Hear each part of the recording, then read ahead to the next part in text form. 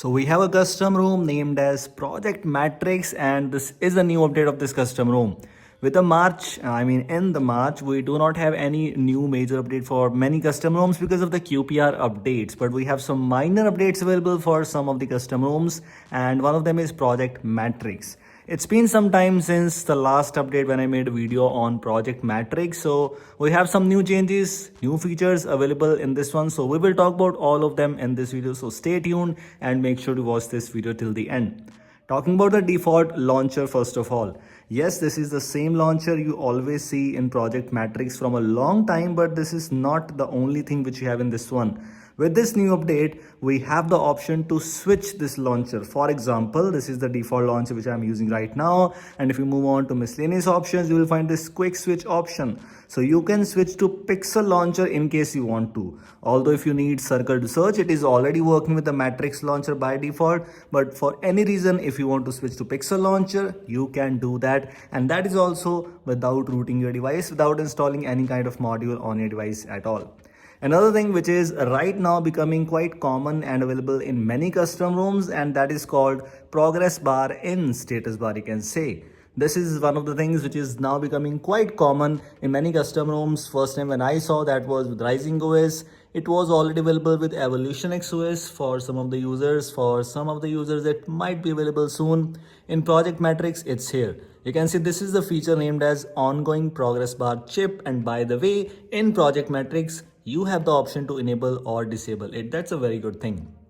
Another thing which I just told you at the starting of the video also, that circle to search is a part of this custom ROM, and yes, it's working fine with the default launcher. You do not need to switch to Pixel launcher to use it. You just have to update your Google app once after installing this custom ROM. Make sure to update Google app once in case circle to search is not working for you, although everything else is just fine.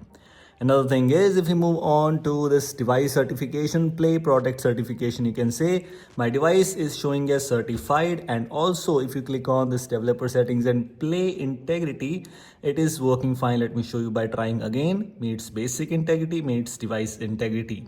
For the many custom ROMs, by default, if you don't root your device in that custom ROM, you might see that play integrity is already fixed.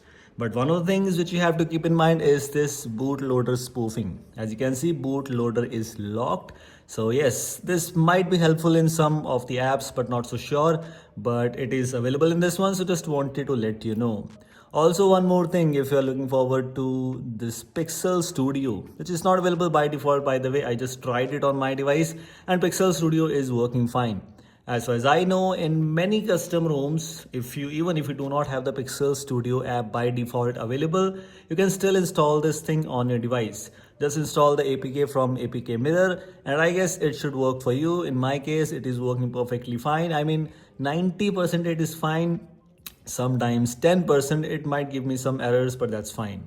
If you move on to miscellaneous options, you will find that Google Play Integrity Spoof is already enabled, but you also have the option to choose a custom Play Integrity Fix file in case you have that.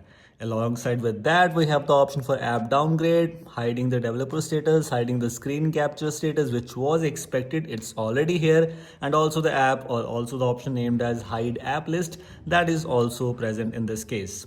One thing which is named as sidebar, it is available, it is working fine, and you have the option to choose the sidebar to enable this in the freeform window or native AOSP. It's totally up to you.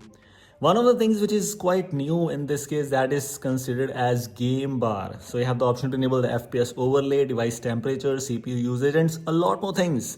Keep in mind that if it will give you some issues if you enable the landscape style. I found some issues with that, but overall it's working fine by default. Without root you can use this thing. If you enable this side by side mode and enable everything, then you might not be able to use your device. Yes, I found that issue, and everything else is just same. For example, you have the option for a lot of things which you can enable or disable on a device, so it's totally up to you if you want to use it or not. Alongside with that, if you want to try it out on your device, what are the things you have to keep in mind? Nothing much. Directly simply install it on a device and you are good to go. This is it. Thanks for watching. Links are already available in the description. For some of the devices, it's available officially. For some, it might be available unofficially. You can check it out on your device community channel. So that is it. Thanks for watching. We'll see you in the next one. Until then, take care.